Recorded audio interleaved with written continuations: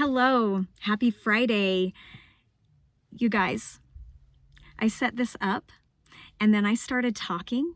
I probably talked for 15 minutes without realizing that this wasn't recording. Yeah, super fun. So here we go again. Anyway, hello, happy September, happy fall. I'm up the canyon again as usual. I wish I could show you all the beautiful fall leaves. You can't see the leaves where I live. I live in the shadow of this big beautiful mountain, and so I do see fall leaves pretty early, but you can't see them from where I'm at. So driving up this canyon and being able to look at all these leaves just really gets me excited. So I'm really happy to be up here. I have some stuff to talk to you about today that I'm really excited about. It's been kind of a long week because the first couple of videos I did were just a few days apart. I've decided to do one a week, so it was kind of like Christmas, like waiting for a really exciting thing to happen. But here I am. I'm ready to talk now. I am going to start by saying that I have had several requests this week to do a podcast, to put my podcast, it's just videos right now, but like to have a podcast on Spotify where people can listen to the podcast without having to have their phone open, which I definitely empathize with. I listen to Apple Podcast because I'm able to save my phone battery and I can just listen on my walks instead of having to have the video open. So I definitely appreciate that request. I literally have zero idea about how that works. I don't even have Spotify myself. I use Pandora. My kids use Spotify. My husband uses Spotify. I prefer Pandora, and so that's where I listen to my music, and I've never done that. So I'm going to look into it. It may cost a little money, which is another thing entirely. So I just don't know really where that's going to go. But just so you know, it's a possibility in the future, and I'm going to look into it and I'll let you know. I'll keep you updated anytime something changes like that, because I think that's a really cool possibility for the future. I'm also going to go ahead here and set a boundary. Now, I realize that in putting myself out here, I need to be able to have a thicker skin. Because while I've received a lot of support, and I definitely genuinely appreciate that so much, the support is needed, and also it helps me to feel as though what I'm doing is helping someone. And so that's really important to me. But of course, there's always kind of the opposition. I answered a question last week that I felt was a little bit of a confrontation. I also got an email. It wasn't an email, it was a DM this week. And the person who sent this, I know this person personally. And while I respect this person very much as a person, they're a person that I have butted heads with politically, religiously, just in many ways. And so it is a little bit of a concern that the question is a bit baited instead of being genuine. And I'm okay with those kinds of questions, and I don't want them to stop, because I feel like even baited questions are the kinds of things that they're good questions. They're things that true believing Mormons are probably wondering about, even if it's a little bit embittered. And so I love the opportunity to answer those. However, I don't appreciate a baited question that is there just so that I can answer it in order for you to say, no, you're wrong, and this is why you're wrong, and you're going to hell, or you're a bad person, or whatever. I'm not into that, and I don't want to engage with that. So, and of course, if you ever send a question or something and it is genuine and you don't mean it in a baited way, then by all means, I do apologize for my misunderstanding with that. And so I do want to be clear about that. But because I'm currently still learning to use my voice and to put myself out there in a, like I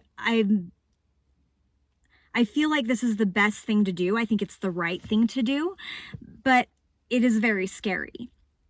And it's because of that, and because of the situation, that I just really don't feel that an argument back and forth in a comment section, or even especially in private, back and forth via email or a private message, it doesn't change anything. It's not going to change your mind. It's not going to change my mind. It's just going to make us mad, and it's going to rile us up. And that is not the goal that I have here in any capacity. And so I'm not going to engage that way. And while I will answer the questions, because I think that if one person is asking them, there's probably a whole demographic of people who want to know that question, the answer to that question as well. And so I'm going to do that, but I'm going to set a boundary that if you send me something, I'm going to answer it in a video. I'm not going to engage with you back and forth. I will not have an argument with you. I don't think it's mature, and I don't think that it's progressive. It doesn't progress toward anything that is beneficial for either one of us. So that is where we're going to go with this. And the question that I was asked this week was, what does spiritual health mean to you? Again, this is a really good question, and the only reason that I feel like it may be baited is because it came from a person that I just cannot see eye to eye with her. And so it's difficult for me to feel that this is coming from a genuine place, and maybe it is. And so if I am misunderstanding, then I do apologize, and hopefully this format is still an acceptable format. So for me, spiritual health is feeling at peace with whatever might happen, being open-minded and willing to change when I'm presented with, facts or other possibilities and that might feel right to me. I don't feel like I can be personally spiritually healthy in a fear-based or guilt-based religion or environment at all. I don't function well there. I feel resentful. I feel stifled. I feel claustrophobic.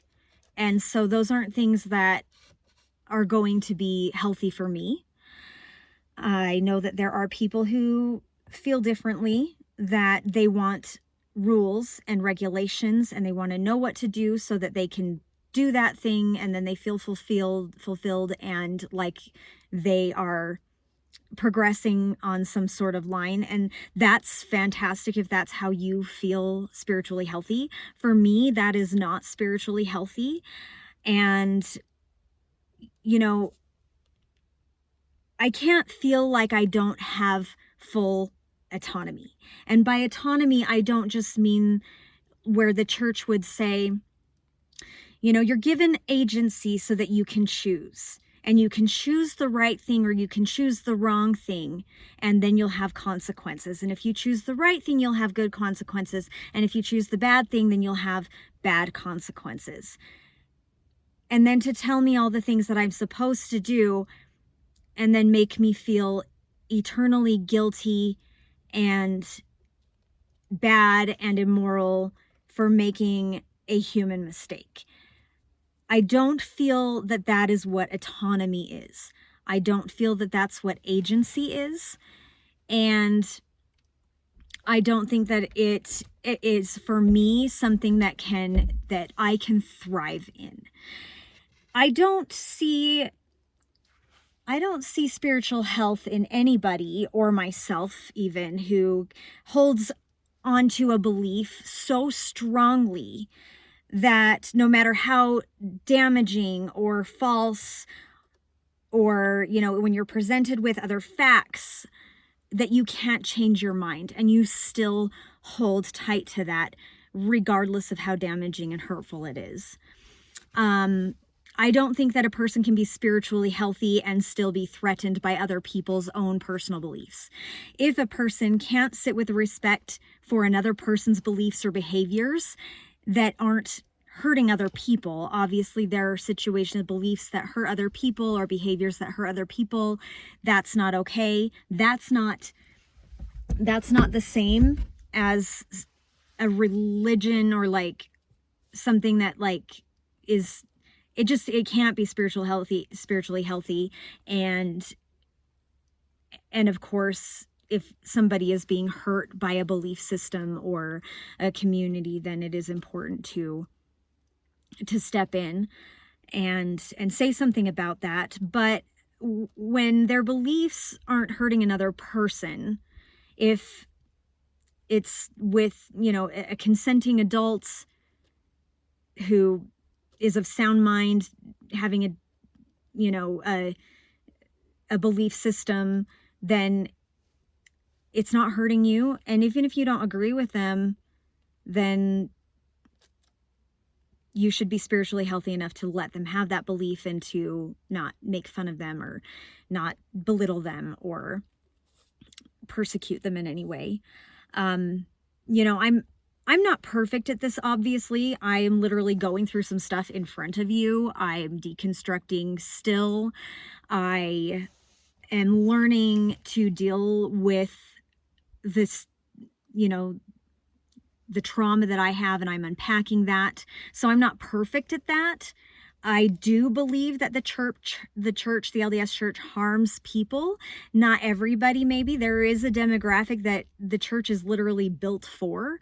Those people thrive and they're made for it and it's made for them and they're great at it and everything. But I do feel there is a very large demographic that it harms. Even people who are happy in the church, I still feel like there are probably deep-seated problems that are caused by the church and the teachings that aren't healthy, and which is one of the reasons that I'm speaking out about my personal experiences with the church.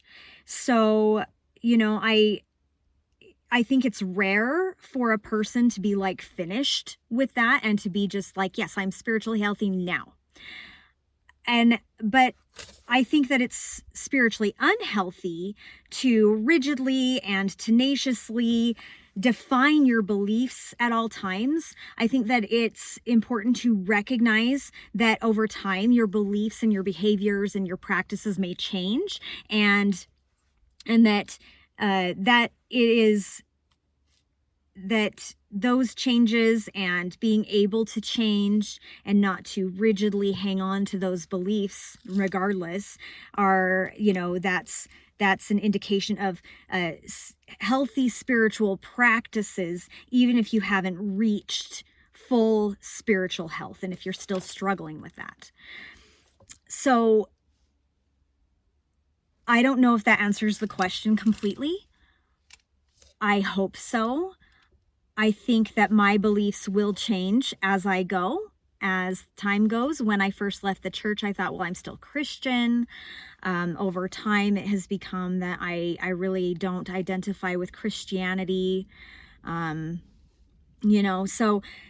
things will change.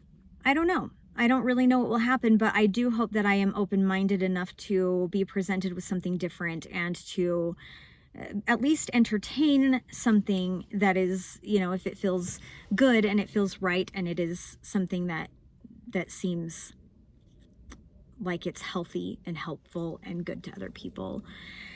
So, of course, if you have any other questions, you're welcome to send those questions to me via DM. You can send them to me. You can ask them in the comments section if you'd like to. You can also email me at Brae, BRAE, wordsofxmormon, that's words of EX Mormon, @gmail.com.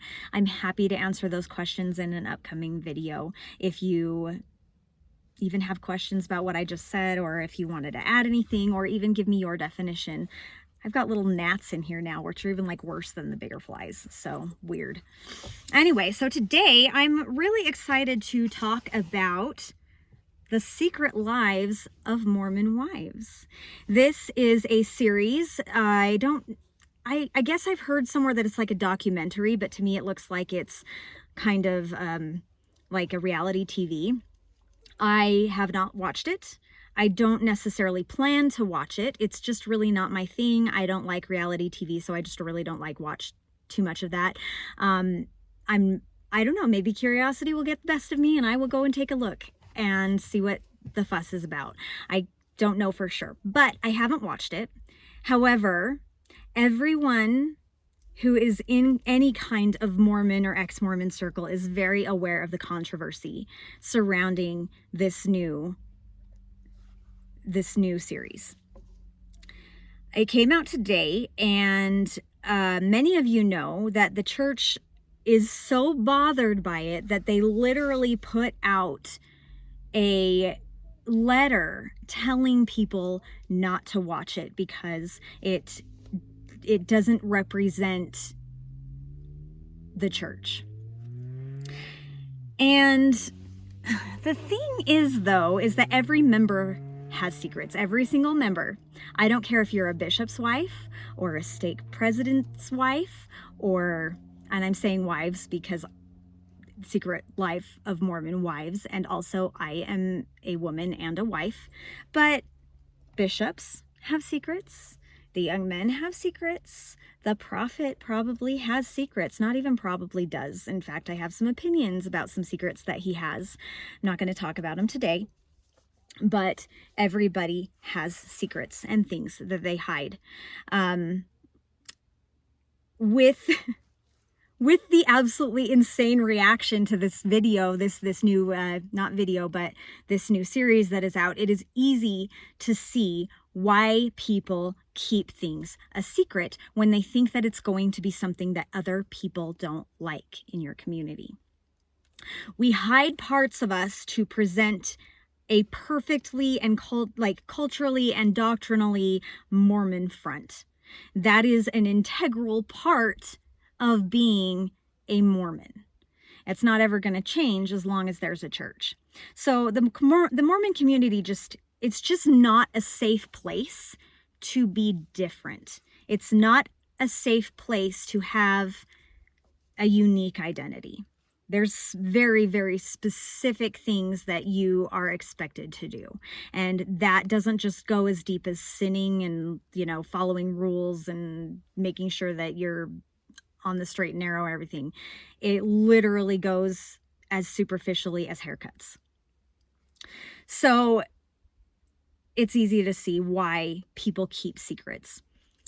With that said, it's confession time, okay? So a lot of, everybody keeps secrets. I kept secrets the whole time, and every video that I have had up until now has talked about how fake I was.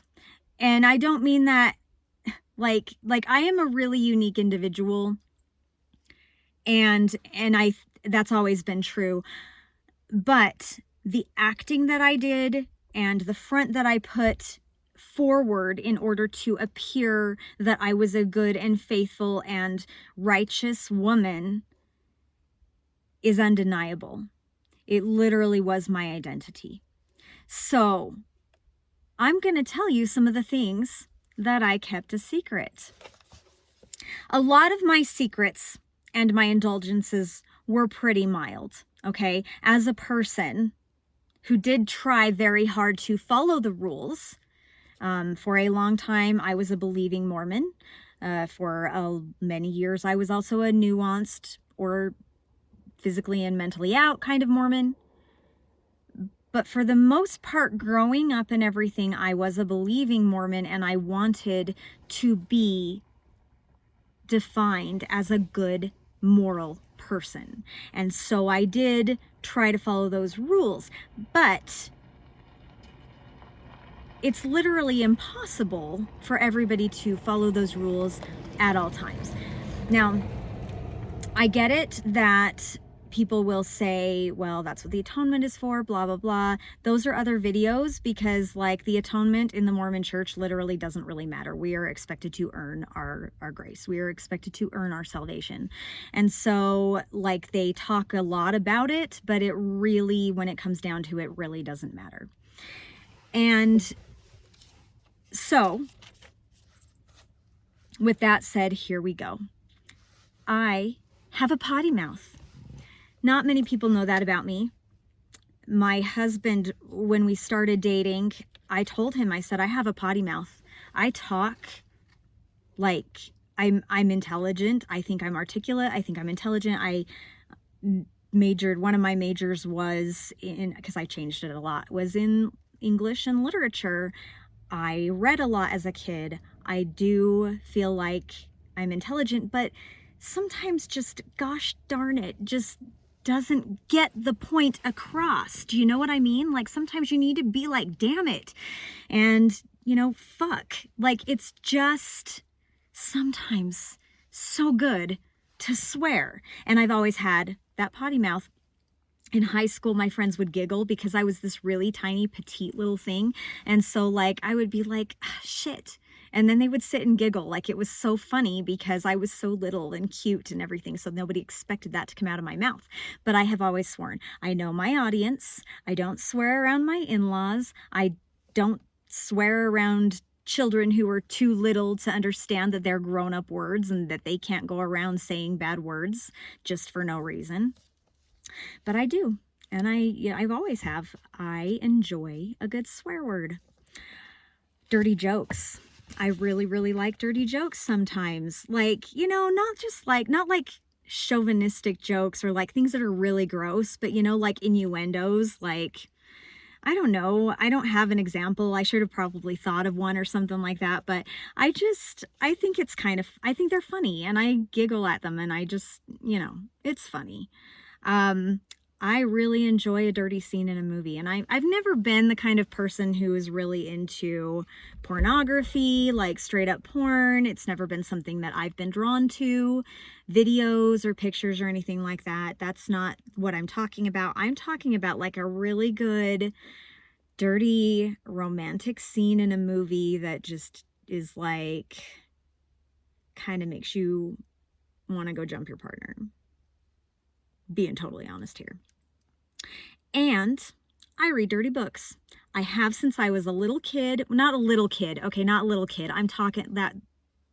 But like, I mean like, you know, 13, 14, you know, when you're kind of starting to get. My mom used to have boxes of like what dime store Harlequin novels in her, you know, with the covers that have like the guys in kilts and their long hair blowing back and the girls in this gorgeous like Victorian dress and it's like flying behind her in the wind and everything like that. Like, got some good education from those books, and I don't regret it. Not 1 minute of it. I still like a good book, good dirty story. Now, to be fair, while I've never really been interested in watching videos, types of pornography, or looking at pictures kind of pornography, the type of stuff that's in the books that I liked to read or like to read, and the stories I like to listen to, it's the same thing. Let's be honest, it's the same thing. And women are told as often as the men not to engage in those kinds of things, but almost every Mormon woman that I know reads them. I love music. I love music of all kinds, and I listen to all kinds of music. The suggestive kind of Butterfly by Crazy Town, one of my favorite songs in the whole world. I single-handedly introduced my teenage kids to The Bad Touch, and I know it by heart. I love those songs. I'm sorry. I'm not sorry. I'm not, because it's fun and I enjoy them, and it didn't make anybody go have sex. It's just a song. Anyway, let's see. There are things too that aren't necessarily bad or anything like that, but like, for example, The temple for me was extremely boring. From the first time I went in to the last time I went in, I was bored the entire time.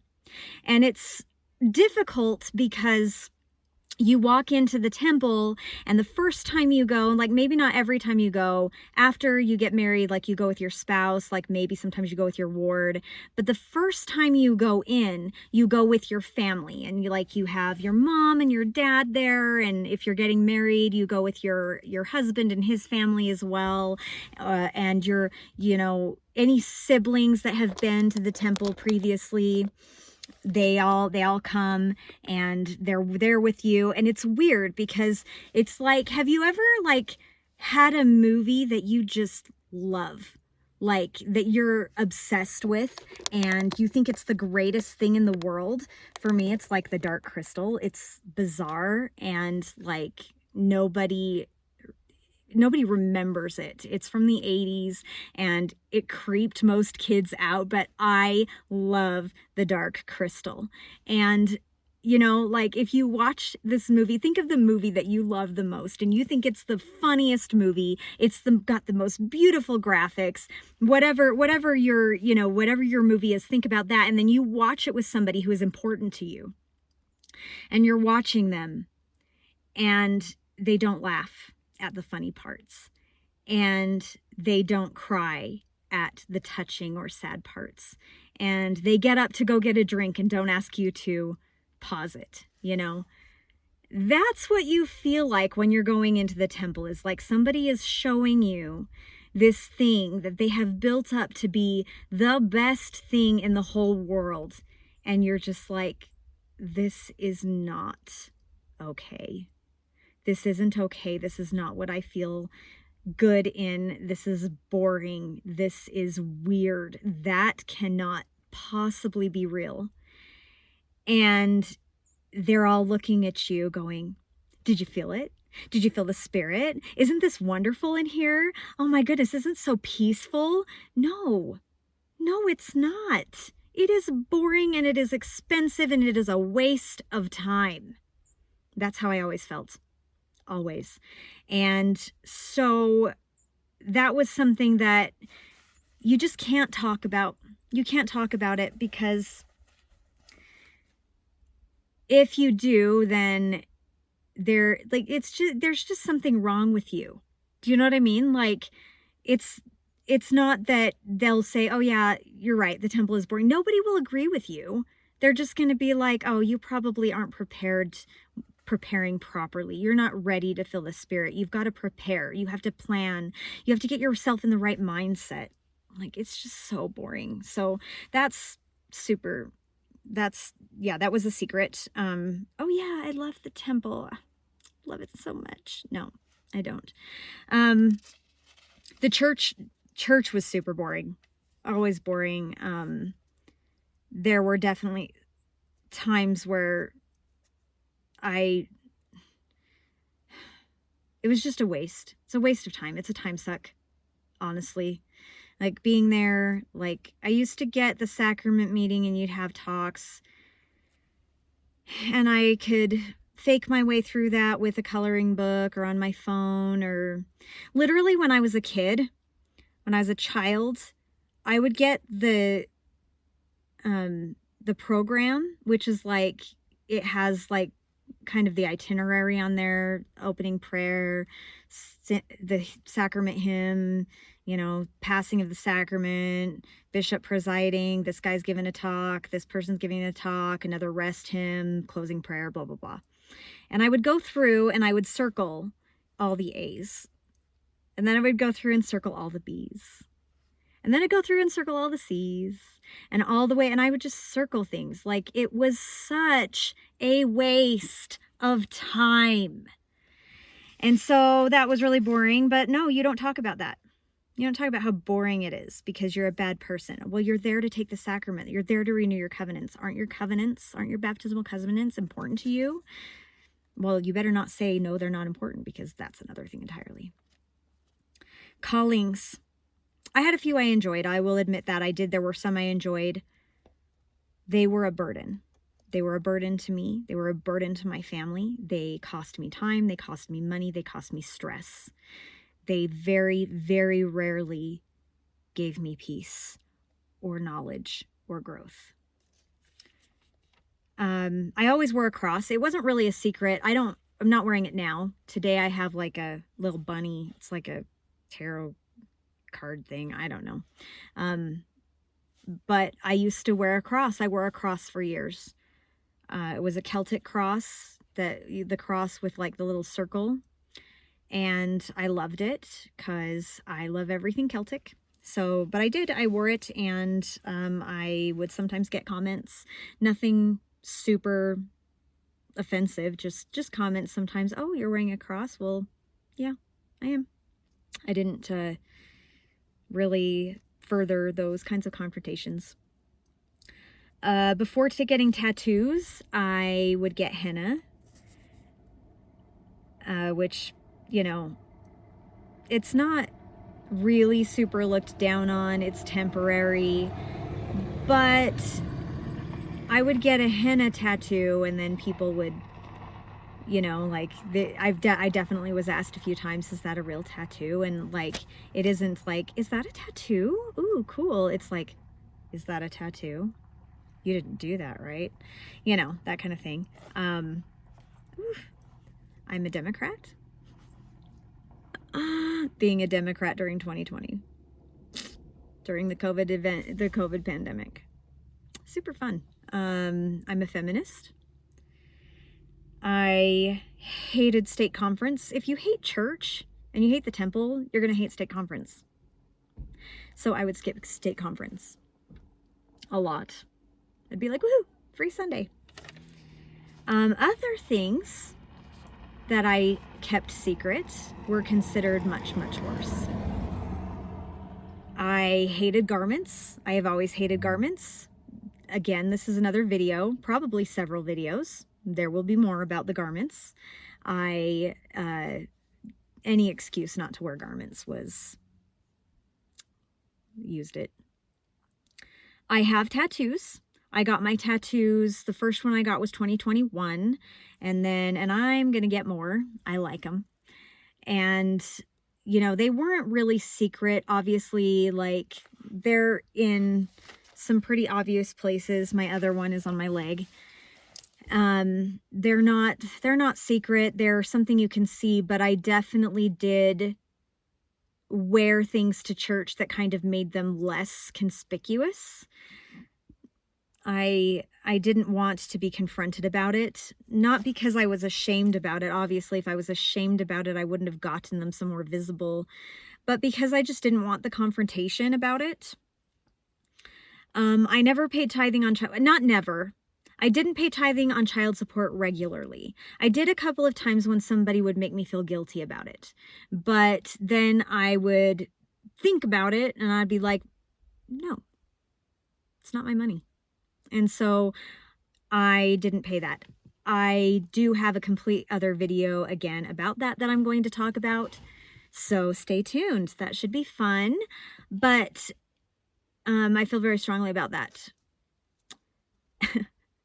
When I first got married to my husband, we used to skip the last 2 hours and go make out in the car. You know, just go out to the parking lot and make out and leave our kids in class. Or sometimes we'd go home and just do whatever. You know, sometimes it was just like we'd take a nap. Sometimes it was like, let's go home and get dinner started. Sometimes it was dirty. You know, but like we would literally just be like, the kids are in class we have babysitters for 2 hours. Cause remember, I married him. I had 5 kids. So we would just take that time and we would go do something other than go to class. One time I was so bored during Relief Society that I literally got up and I left and I took my car and I went to Down East and I bought a green sweater that I had been dreaming about for days, that I decided not to purchase because it was maybe a little bit too much. And then I just was like, I'm going to go buy it. And I went and bought it. Yeah. some of the things that I kept, oh, goodness, some of the things that I kept secret were really bad. Really bad. I had premarital sex. I had sex in college, and ironically, not with either of the men I married. I waited till marriage with those two because I repented and came back to church, and that's, again, another video. I drank alcohol. I didn't drink heavily. I didn't like alcohol. It's gross. This one, I feel bad about this one. There was one time that I stole a bottle of strawberry milk out of a vending machine when I was in college. It was like this one that like you could like reach in and like click this little, like, what is it, like a little door that kind of held it in, and then it would fall out. And I stole it because I didn't have any money and I wanted it. And then I felt so bad.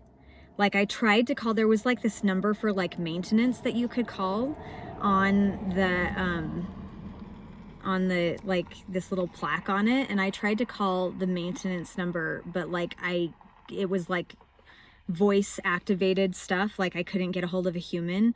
And then I felt so bad. So what I did is I took the amount of money that I would have spent on that milk and I just put it in, and then I didn't buy anything. So the next person who came along had money to buy the next thing. And I don't think I've ever told anybody that ever in my whole life. Like maybe not even my husband. I don't know if I have or not.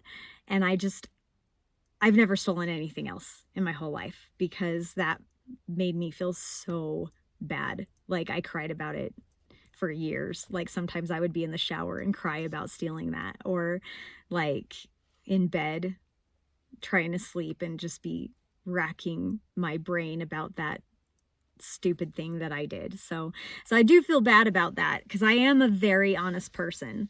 But those are my confessions. Now, I get it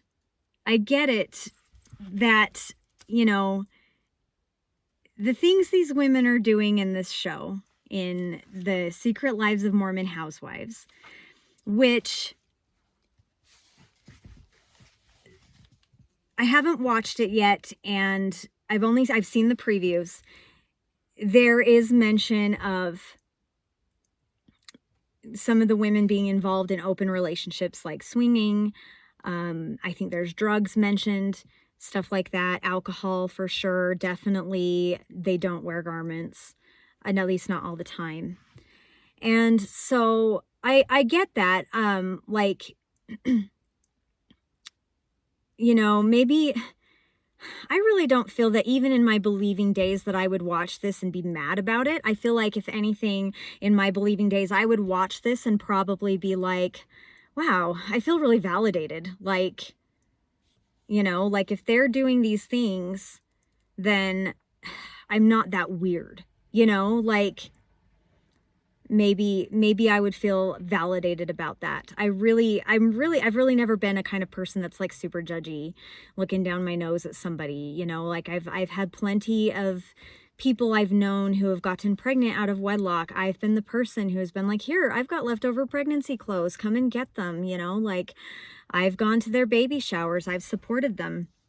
And so, and I'm not a perfect person, but I've tried to be not a judgy person and not somebody who, you know, passes those judgments without really knowing anything. So like, I feel like even saying in my believing days, I really don't feel like I could say that I would super judge them. Now, you know, like how many times though, do we judge people and say, you know, that bishop or that scoutmaster who have molested those kids, like he's not a representation of what our church teaches or believes. How often do we say things like, well, that influencer who abused her children, she's not a representation of what our church believes in. That father who killed his whole family, that priesthood holder who offed his wife and his kids and then killed himself, it's really sad, but it's really not a representation of what our church teaches and believes in. You know, what about any person who like abuses or cheats or steals or any of those things? They're not a representation of what our church believes in, right? The problem is they are examples of members who are actively participating. They go to church, they teach classes, they are around your children, they shake hands with you, they say hello, they bring you zucchini. They are people who identify and participate in the community. No one in the church or out of it, nobody in this world is perfect at obeying all these rules. If they are, that's scrupulosity, and that is not spiritual health. Going back to the beginning question that we had today, that is not spiritual health, and you should probably see a therapist because it's not a healthy or effective way to live your life. So these women in this show are probably not my cup of tea. You know, even out of the church, swinging, having an open marriage, that's really not my thing. I'm not open to that. I'm not going to be doing that. You know, I'm not going to try drugs. Not interested in that at all. I'm not even interested in alcohol myself.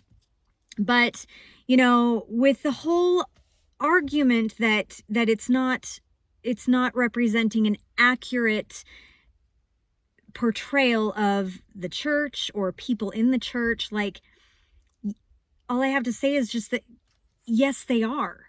They are a representation of a Mormon wife for them. They consider themselves members. They identify as members. There's a whole demographic of people who fall into this category of behavior, who are watching that and thinking, I'm not that weird. I thought I was, but I'm not that weird. And we can't, there are people do things. People do things that are against the church's teachings, and they hide them. They keep them secret. Some of them are not really that big a deal. Some of them are really, really big deals. Some of them hurt other people. Most of them are just people who are just trying to be the best person they can be. They're trying to just live their lives. They're trying to just be good people and also be human. And, you know, it may not be a representation of you as a Mormon, but it is a representation of some Mormons. So there's no way that they can say that they don't represent the church. They identify as Mormons. They act in this community. They participate in the community, the LDS community. So they are a representation of Mormonism. Now, that's all I have to say today. I know that it was pretty interesting and maybe a little spicy. Maybe some of you learned some things about me that you didn't know before. And I want to hear your confessions. You can send them to me anonymously. I won't tell anybody who you are. I probably won't even know who you are unless you tell me who you are if you send me an email. But it could be kind of fun to anonymously tell people what your confessions are. What do you do that makes you not a representation of what the church says you should be? You can send those to me via DM.